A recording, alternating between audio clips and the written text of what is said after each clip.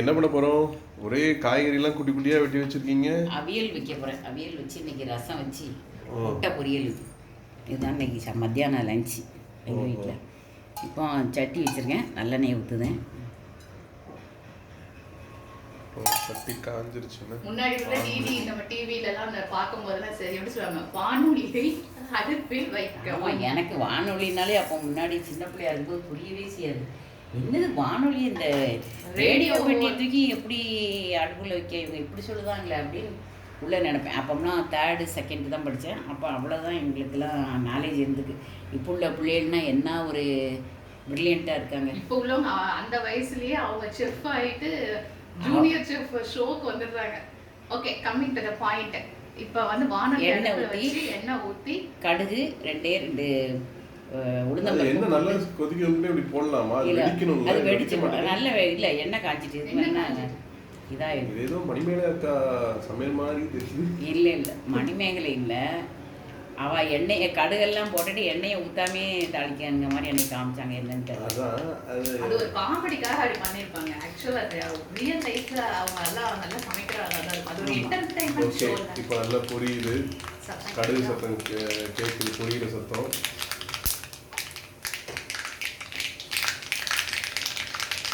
சத்தம் கேட்கா கேட்குது. இப்போ அதில் கொஞ்சோண்டு பெருங்காயம் போட்டுட்டு நம்ம வந்து சட்டியில் வச்சுருக்க சேனக்கிழங்கையும் கேரட்டையும் அதில் போட்டு அந்த எண்ணெயிலே போட்டுறோம்.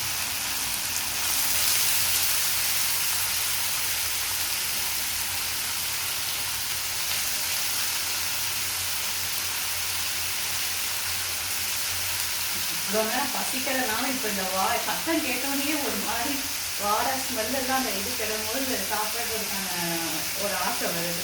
அதான் சொல்லுவாங்கல்ல, தாளிக்கு சத்தம் கேட்டோடனே வயிற்றுல பசி வந்துரும்பாங்கல்ல, அதுதான். ஆமாம், அது வந்து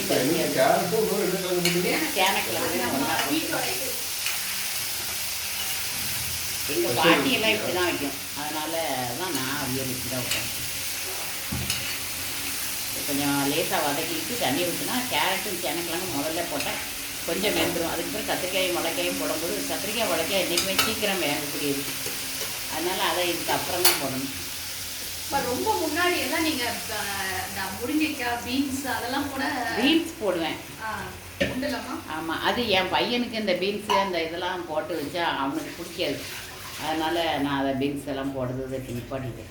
இப்போ உங்க ஆட்சியோட சமையல் இருந்தீங்கன்னா அவங்க வந்துட்டு நார்வேல் சைடா? ஆமாம், அவங்க வந்து இல்லை, அவங்க திருநெல்வேலி மாவட்டமே தான். நார்வேல் வந்து எங்கள் அப்பா பாட்டி தான் நார்வேல். அம்மா பாட்டி எல்லா சமையலையும் தேங்காய் தான் நம்ம வீட்டில் டாமினேட்டாக இருக்கும். ஒரே நார்வேல் மாதிரி தான் இருக்கும். முதல்ல ஊற்றுன என்ன ஊற்றுனீங்க? அப்போ நல்லெண்ணெய் ஊற்றி தாளித்து இப்பவுமே போட்டுட்டேன். அதான் வெறும் சட்டிலேயே கேரட்டும் சேனக்கிழங்கையும் அவிக்கணும். அவிச்சு அதுக்கு பிறகு இந்த காயெல்லாம் போட்டு வச்சு தாளிச்சு கொட்டலனாலும் தாளிச்சு கொட்டலாம். நான் முதல்ல எண்ணெயிலே போட்டு இது வதங்கிடும்னு கண்டி போட்டேன். நான் வந்து இப்போ கேரட்டும் சேனக்கிழங்கும் வேக போட்டிருந்தோம், அது வெந்துருச்சு.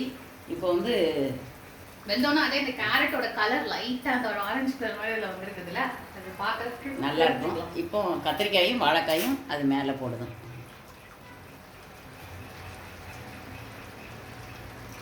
முன்னாடி இதில் அந்த சீனி அவரைக்கான்னு சொல்லுவாங்க, இந்த சைடு அதெல்லாம் அது பீன்ஸு புடலங்காய் இதெல்லாம் முள்ள தண்ணி காணாது. அதனால நான் கொஞ்சம் வெந்நி எடுத்து வச்சுருக்கேன்.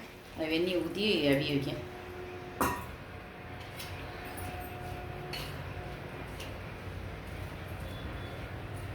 இந்த அளவுக்கு மட்டமாக தண்ணி வச்சா போதும், வெந்துடும்.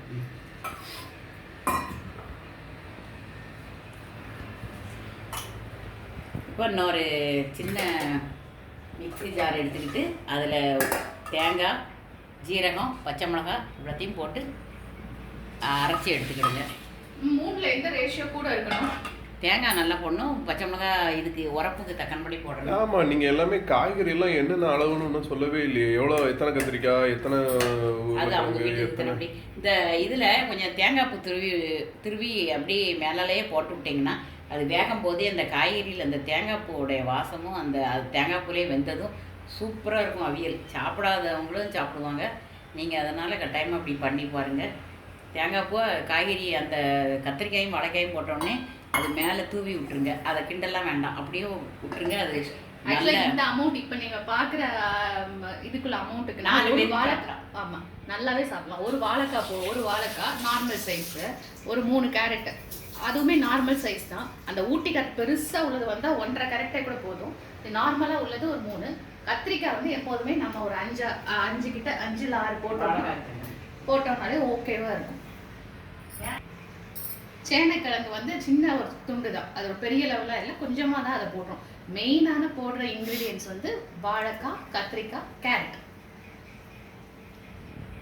பாருங்க, இப்போ அவியலுக்கு போட்டிருந்த காய்கறியெல்லாம் நல்லா அவிஞ்சிட்டு தண்ணி கரெக்டாக இருக்குது.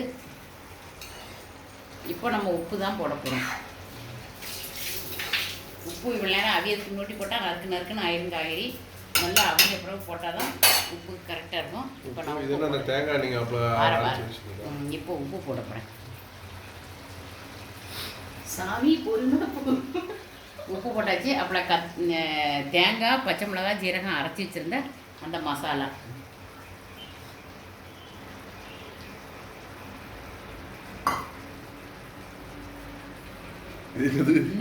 இன்னும் கொஞ்சம் பச்சையாக கருவேப்பிலை இல்லையா? இது போடுறீங்கன்னா பச்சை கருவேப்பிலை எண்ணெய் உள்ள காஞ்சது போயிட்டு வர காயப்படுறதில்ல, அது அவ்வளவும் அழுகி போகுது. நான் அப்படியே தூர கருவேப்பிலையா?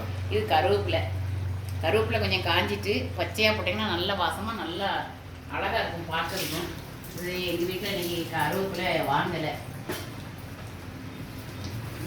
கருவேப்பிலை ஸ்டோர் பண்ணி வச்சிருந்தனால இப்படி ஸ்டோர் பண்ணி தேங்காய் எண்ணெய் ஒரு 2 ஸ்பூன் ஊற்றிடுங்க. என்ன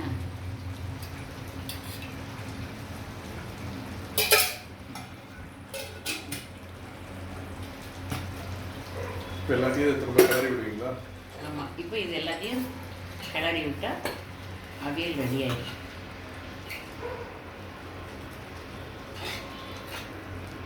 நாகர்கோயிலெல்லாம் கடைகளில் வந்து காய்கறியே நம்ம கேட்டோம்னா அவியல் காய்கறினே கொடுத்துருவாங்களாமா. அவங்க அப்படியே விற்பாங்கல்ல. இவ்வளோ நம்ம முன்னாடி வாங்குற போதெல்லாம் அது வந்து 20-30 ரூபாவா அந்த மாதிரி ரேஞ்சில் கொடுத்தோம்னா அவங்களுக்கு எல்லாத்துலேயும் கொஞ்சம் கொஞ்சமாக அந்த காய்கறி கொடுத்துருவாங்களோ, இல்லை 50 கொடுத்துருவாங்களோ?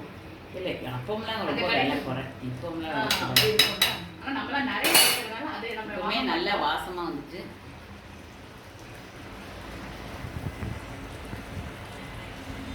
அந்த மிளகாயோட வாசம் போகிறதுக்கு கொஞ்சம் அடுப்பில் போட்டிருக்கேன். மிளகாயோட வாசம் போயிட்டு இந்த மசாலாவுடைய வாசம் போயிட்டுனா அவியல் சூப்பராக 2-3 நிமிஷம் கிடந்துச்சுன்னா ஆஃப் பண்ணிட்டோம்னா அவியல் ரெடி.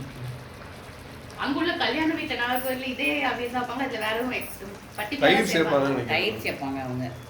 மாங்காய் சேர்க்கணும், அப்படின்னா தயிர் சேர்க்கணும். கேரளாவில் இல்லை நம்ம சைடே தயிர் எல்லாரும் சேர்ப்பாங்க. ஆனால் நம்ம வீட்டில் தயிர் சேர்த்தா நம்ம அண்ணனுக்கு பிடிக்காதுன்னுட்டு அதெல்லாம் செய்யறது இல்லை. என்ன சரி ஓகே. அவங்க வீட்டுக்கு தகுந்த மாதிரி டிஷ்ஷு கொஞ்சம் கொஞ்சம் மாறிக்கிட வேண்டியது. நீங்களும் ட்ரை பண்ணி பாருங்க எல்லாரும். அவியல் ரெடி ஆகிட்டு பாருங்கள். 2-3 நிமிஷம் விட்டோடனே அந்த இதெல்லாம் போயிட்டு மசாலா வாசமெல்லாம் அவியல் ரெடி ஆகிடுச்சு. தண்ணி நல்லா கரெக்டாக இருக்கும். தண்ணியெல்லாம் இருக்க வேண்டாம். சில பேர் இருக்கணும்பாங்க.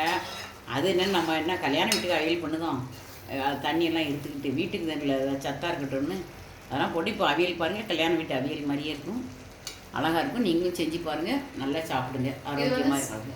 இது வந்து சாம்பாருக்கு, ரசத்துக்கு, வேறு என்னலாமா எல்லாத்துக்குமே இல்லை. குழம்புக்கு, புளிக்குழம்பு, வத்த குழம்புக்கு, எல்லாத்துக்குமே இது விசேஷ நாள்னாலே மேக்ஸிமம் சாம்பார், அவியல், அப்பளம், பாயாசம் தான் மெனுவாக இருக்கும் நம்ம சவுத் இந்தியன் சமையல். Happy cooking.